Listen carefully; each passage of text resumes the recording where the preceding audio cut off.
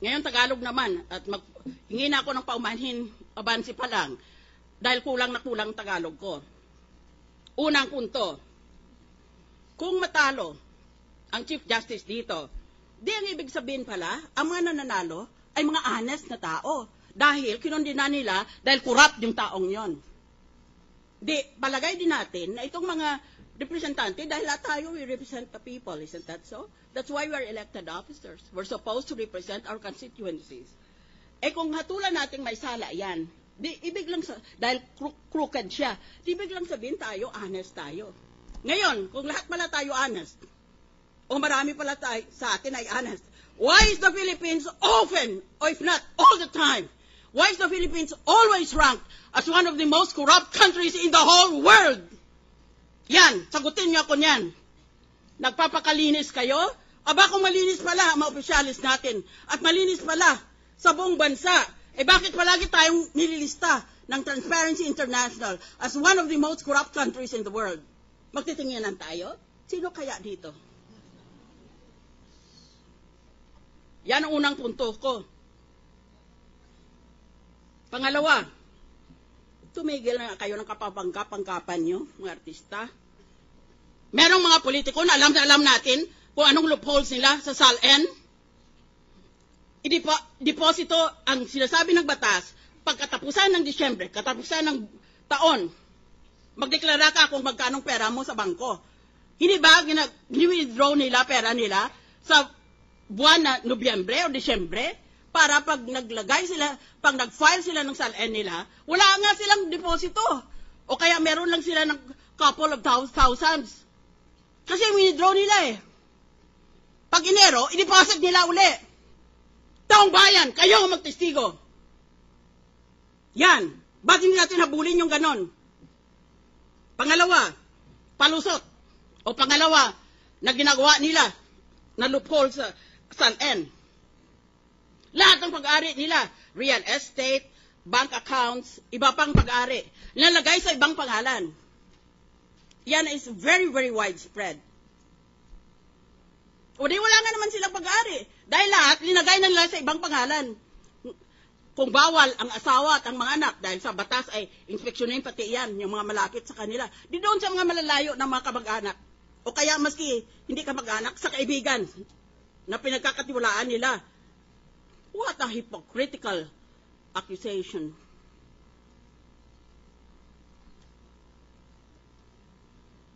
That is a problem with this country. We're all for honest government, and yet the world condemns us as one of the most corrupt countries in the world. That's why it is difficult to win in any international election, in any international campaign, because the Philippines, among others, has a reputation of being a corrupt country. Isip ng iba, kung corrupt ang bayan na yan, walang matinong lalabas dyan. Walang matinong ibubunga yan.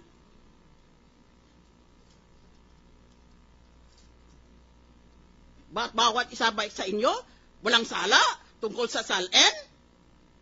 Bigyan nyo ako ng isa pang buhay. Panginoon, bigyan mo ako ng isa pang buhay at imbestigahin ko lahat. Isa-isa. Dito sa Senado at sa House of Representatives. Tignan natin. Pati sarili ko, imbestigahin ko. Order, please. Ang daming loopholes ng SALN na yan. Ba't hindi kayo umimik noon? Ba't ngayon bigla na lang kayong so exercised about a loophole? Well, if that is the case, then let us all just put our assets in dollars and know the purpose of the SALN will be perverted or corrupted. That is true. But what about all the other loopholes? Bakit ngayon lang kayo nagalit tungkol sa loophole na yan? Bakit doon pa? Dahil yung iba sa atin, dinagamit yung mismong loopholes na yon. Hindi lang sila ma-impeach. Sunod na punto.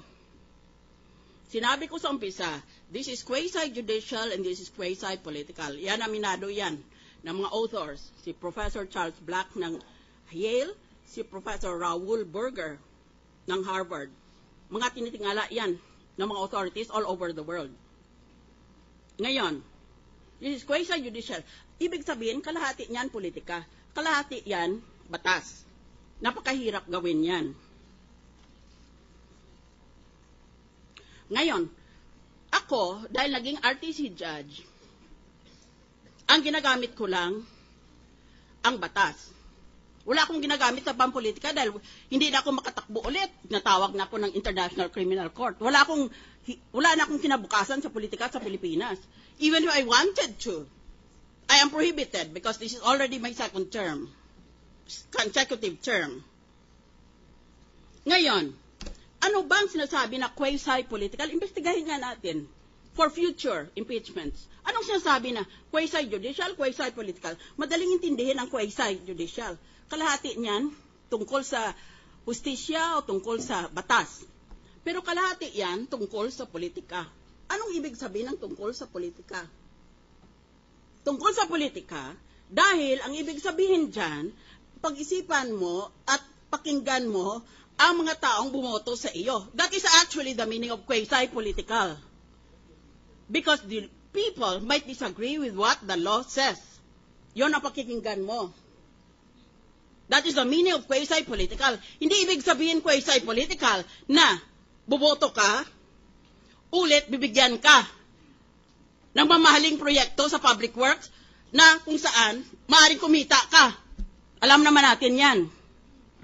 Kung magkano ang halaga ng public works mo, 10% punta sa iyo kung gusto mo. Hindi iyon ang ibig sabihin na politika.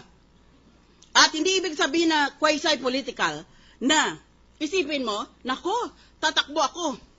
Either for re-election or for another position, or I need some position in government for my kalyado ko, who I will use as my dummy. That is not the meaning of quasi-political. May I request the lady to wind up this? I thought that I was unlimited. I prepared a 2-minute paper, but I will obey the injunction.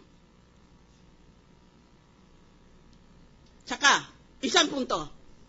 Nang nagtapos magpresenta ng ebidensyang prosecution, naglabas ng mga survey ng mga tao gusto pala na guilty ang Chief Justice. Ngayon natapos ang defensa, saan ngayon ang mga survey? Wala. At, huli sa lahat at pinakamahalaga, anong magiging, hindi lang importante kung anong magiging desisyon natin ngayong hapon, anong magiging katuparan o anong susunod sa ating desisyon. Ulit ba mananalo tayo sa botohan? Panalo na tayo sa masa na nakakarami sa ating bansa. And we follow the rule of the majority. Sa kabataan sa pamantasan, dahil they're an educated constituency. Sa kaysaysayan ng ating bansa, this will go down in history. Nagtrabaho ako abroad. Nagka-cancer ang tatay ko. Bumalik ako, sabi ng tatay ko, mag-resign ka nga dyan sa trabaho mong yan. Wala kang silbi sa bayan mo. Magsilbi ka sa sarili mong kababayan. Nagsilbing lang ako. Pero kung ang politika ay mangigibabaw sa batas, wala na rin akong silbi. Bayan, kayo ang matol sa ginagawa dito sa impeachment trial. What's your vote? Would you be very surprised if I say that I vote not guilty?